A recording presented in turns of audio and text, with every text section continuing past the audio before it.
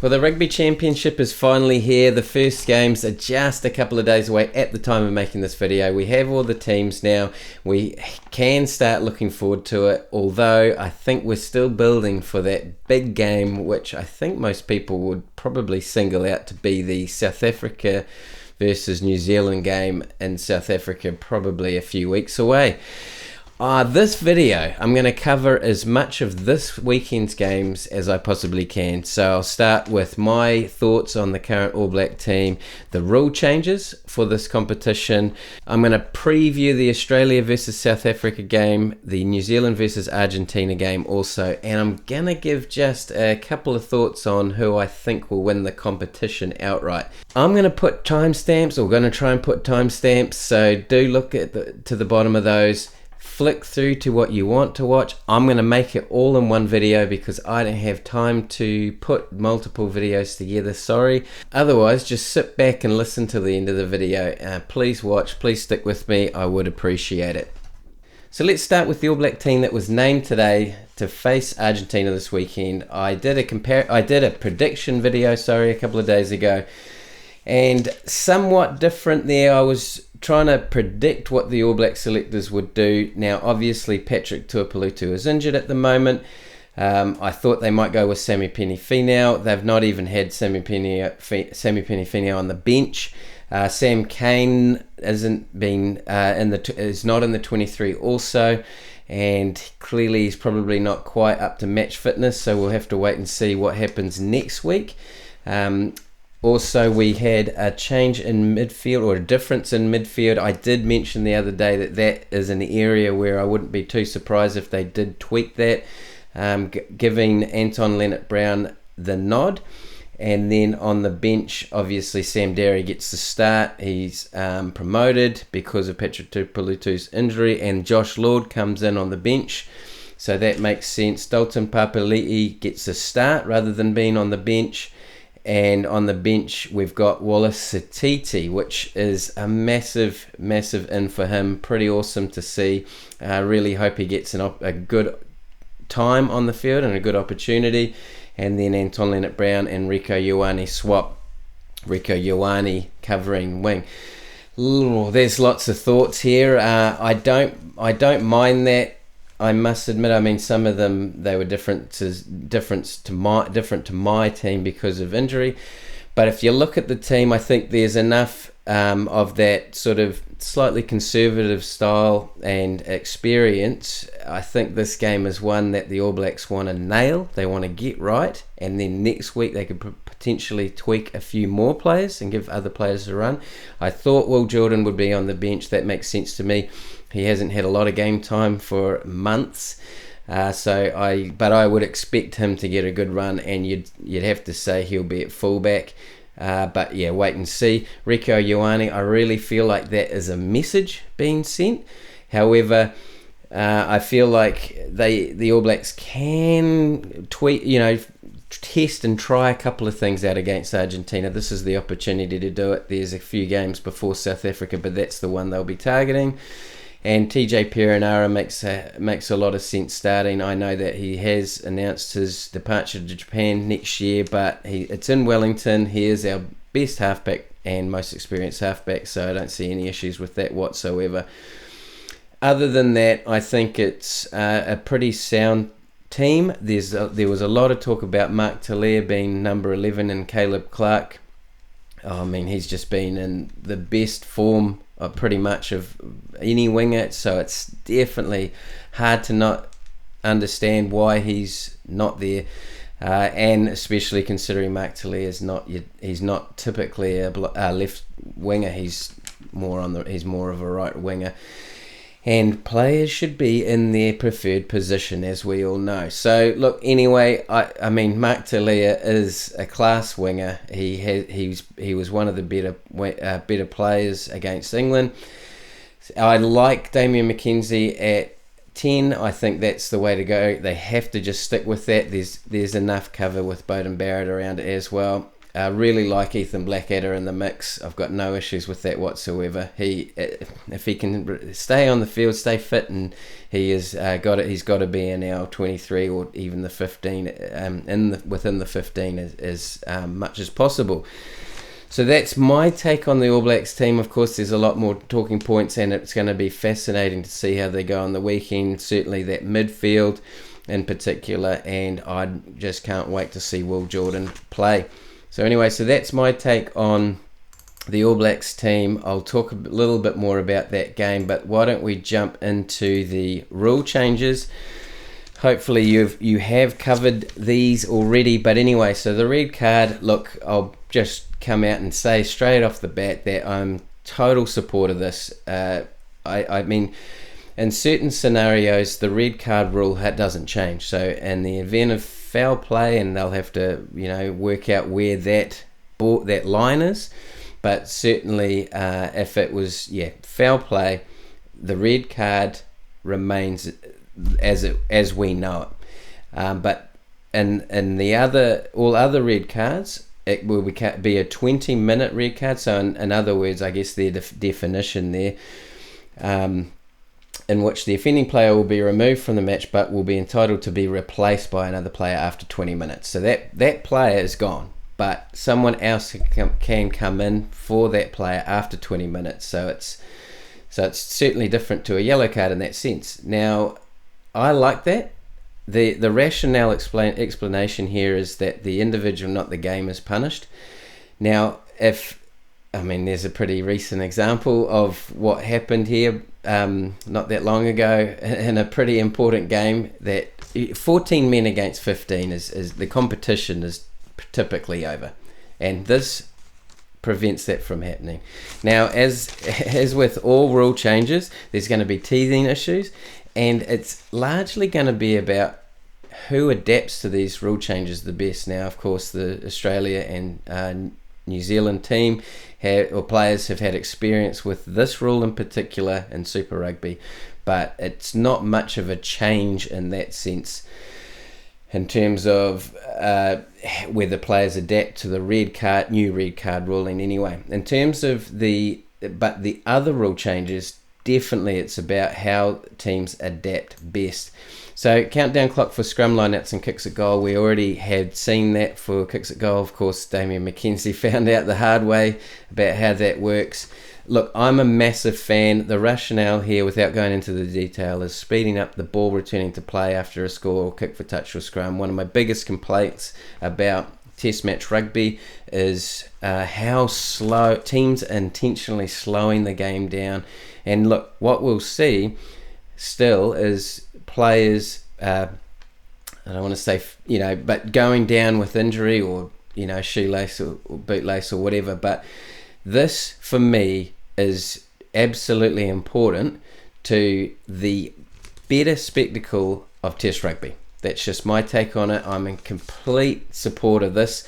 I think it might just be a little bit of a, working process of sort of, 30 seconds in some of these scenarios here seems a little bit light. All right, 60 seconds for a kick that's been there for a little while, we get that. 30 seconds for a scrum and line out after whatever moment there is pretty light on time, but I'm a big fan of it, generally speaking. So let's just sort of see how it goes. And then protection of the 9 at the base of the scrum, or whatever number, whatever player is, feeding the ball on from these certain moments of the game. So a ruck, maul, or scrum. Look, I'm a fan of this. However, I have been one of those. I have sort of thought, well, if as soon as the halfback touches the ball, that's game on. Let's go. But I guess where that line is important. But this gives the player more opportunity or more time to get a better release of the ball to the next phase. So yeah, look, it's the rationale here is all three measures allow the scrum half or player in that role to play the ball away cleanly from the phase of play without disruption. The interesting aspect of this here is the scrum ruling is that the opposition halfback, the defending halfback that's not putting the ball in, cannot progress past the center line of the tunnel. So my understanding there, and I'm happy to be wrong, feel free to make a comment, call me out on this stuff, please help me out, but they can't come past their players basically.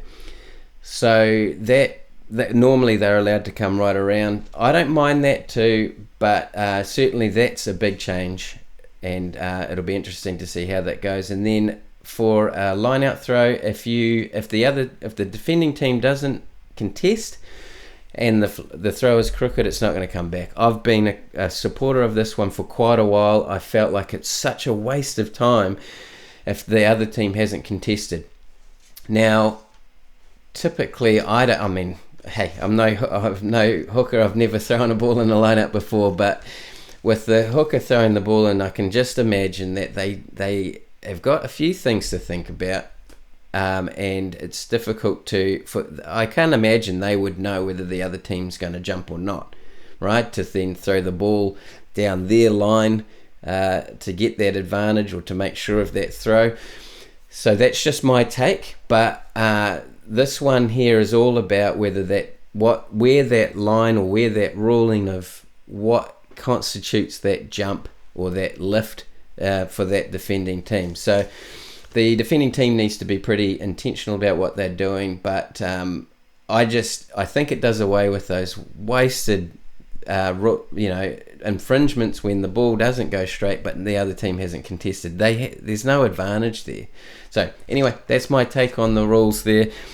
Please let me know if you agree or disagree or what your thoughts are. I feel like all of them are intended to improve the game and make test match rugby a better spectacle for everyone. Of course, this will filter down to other levels of the game.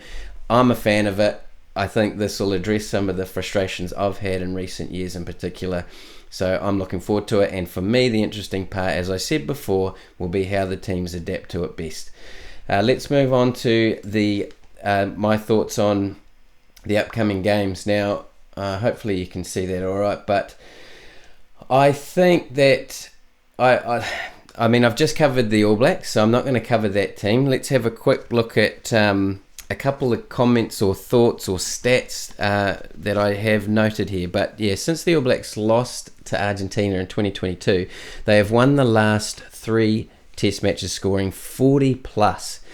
Now, that's quite, I think that the All Blacks have been quite determined to set that loss, in order. But before that, the last 3 games, the All Blacks had only scored 40 plus against Argentina 3 times out of the last 22 games. So that does say a lot to me.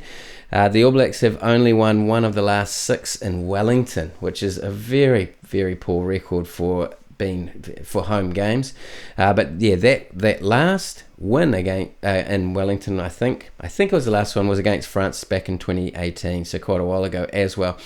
They have lost their last 4 games in Wellington. Although Argentina haven't won the first game, despite all of that, Argentina haven't also won the first game in the Rugby Championship in 11 games. So look, All Blacks are strong favourites here. I've covered off the All Blacks team. It's a pretty solid team. It's pretty young as well, in a few areas, or inexperienced in a few areas. I think the key players for Argentina, in order for them to have a good match against the All Blacks, the performances of Marcos Crema, Pablo Matera, of course, their captain's not available at the moment. I believe Augustin Creevy has come in to help out. He'll get some minutes. I think 10, Santiago Carreras, he's going to be pretty important. Otherwise, yeah, look, it's an uphill battle for Argentina. There is absolutely no doubt about that. My tip and prediction here is that the All Blacks will win comfortably. I think 13 plus, All Blacks 13 plus. I think they've got more than 2 tries advantage here. How I would play it with the bookmakers is probably, because 13 plus is paying okay. I think it's about $1, or it's less than $1.50. That's not too bad. 17 and a half is the line. I'd probably would, which is that pass mark, or where the bookmakers think that the game will be. I feel like it'll be the All Blacks will go over that. I feel like they'll cover the spread there. That's my pick. I think the value's there. Otherwise, I'd be looking for try scorers. Your wingers are pretty safe. Beauden Barrett, good chance of scoring in this one as well. But yeah, look, that's how I'd probably play that, and that's how I think the game's going to go. I'm very interested to see how the All Blacks perform, and Argentina for that matter. They had mixed performances against France, although winning the second test, and they had a pretty comfortable win against Uruguay recently as well. They've got the travel factor and everything else, and I don't think the Argentina team has been they're not set up the best that they have been in the past. Moving on now to Australia versus South Africa. A few comments or notes that I've made. Going back to 2009, South Africa have only won 3 games out of 15 in Australia. 3 games out of 15. One of those being a draw. So, what's that for?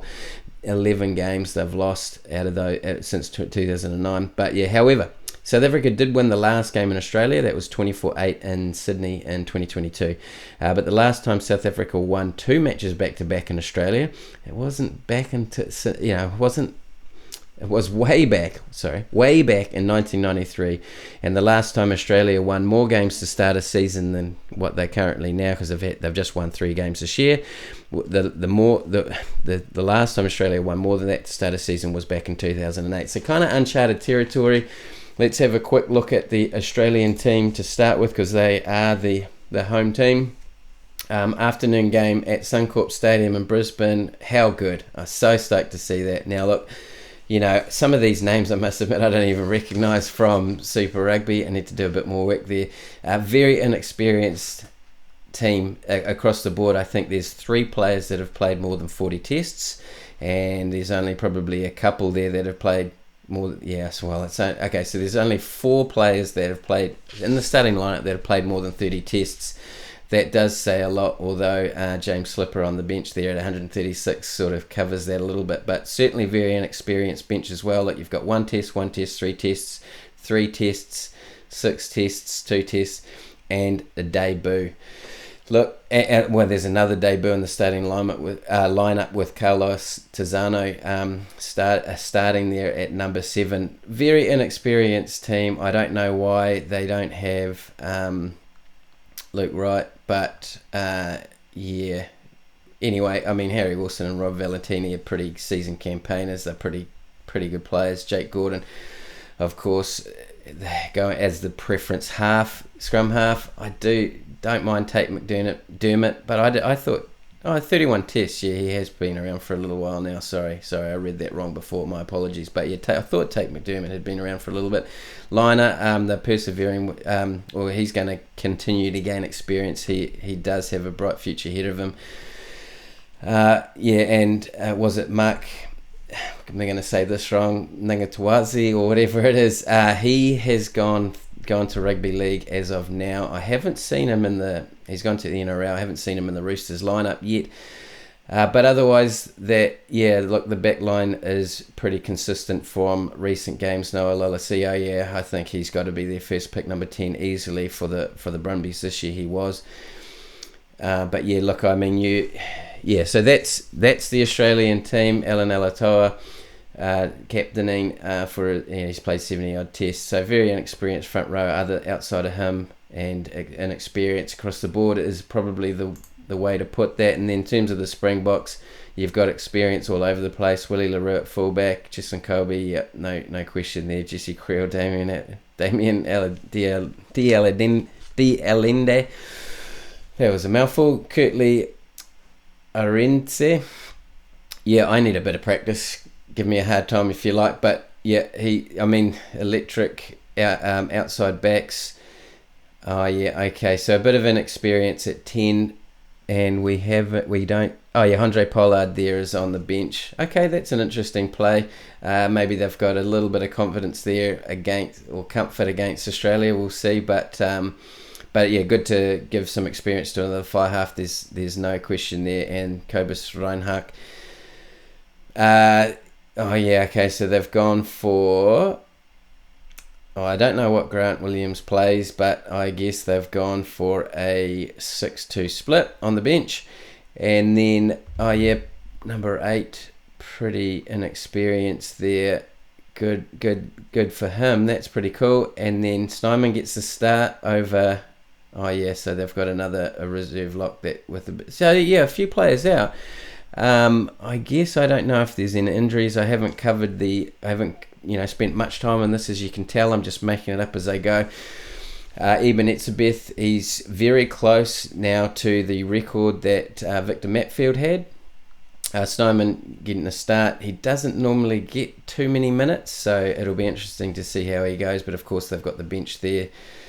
And pretty typical front row. No surprises there. Malcolm Marx coming off the bench, devastating. That man is awesome, isn't he? So Andre Pollard, Malcolm Marx being the key men on the bench there, if you ask me. And Vincent Koch there, yeah, I mean, he's going to come on and add value, isn't he? So look, my prediction in this game and how I would play it from a betting point of view, I think South Africa win this one.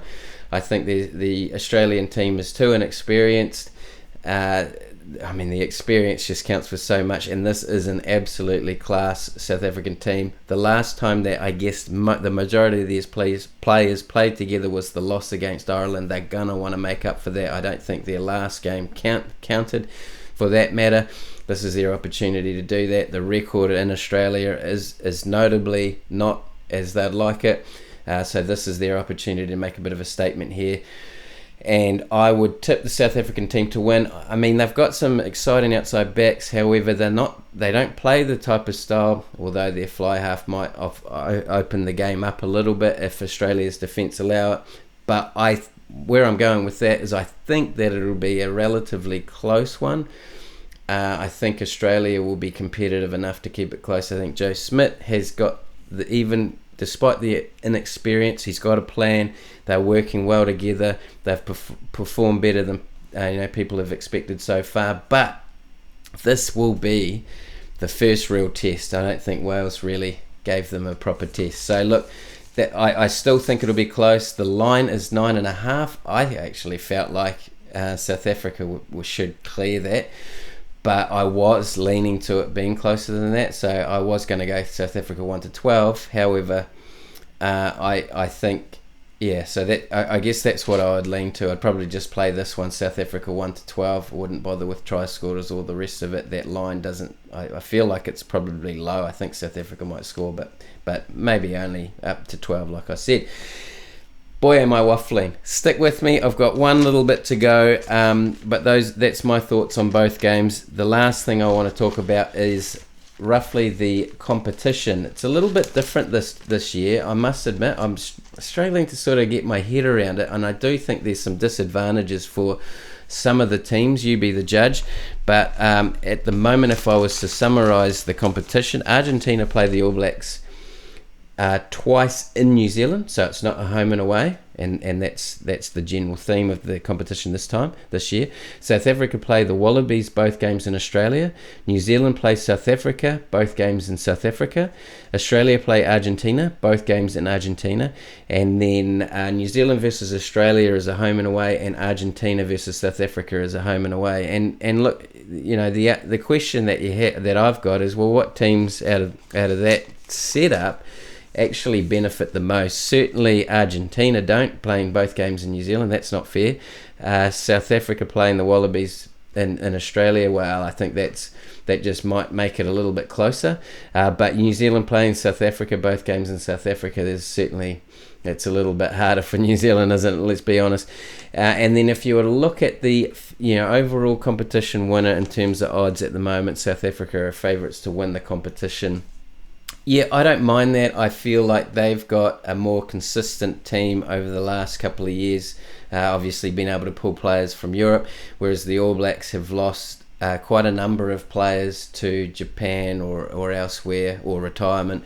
So they've got a couple of injuries at the moment, so it's going to be interesting to see how that goes. Scott Barrett, we only know he's missing 2 tests against Argentina at the moment.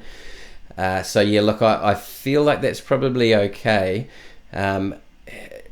you know, but it'll be interesting to see how the All Blacks go against South Africa in South Africa. So I think that's where the advantage to South Africa is. I'd be leaning that way. It's extremely difficult for the All Black, for any team to win in South Africa. The Irish did it, but in pretty spectacular circumstances, I must admit. But yeah, look, that's the big test for the All Blacks. They might get one. I'd struggle to see the All Blacks get both. But anyway, my take on a whole bunch of stuff. If you've watched and listened, please leave a like and a comment. Let me know your thoughts on the teams, on what you think will happen, and all the rule changes. I am a fan of them. But yeah, look, I'm pretty excited about sort of seeing what comes of this weekend in particular anyway, as we build to, really, I guess, the All Blacks versus South Africa. So anyway, thanks again if you have watched, and I'll make another video once we know the results. Enjoy the games. Thanks.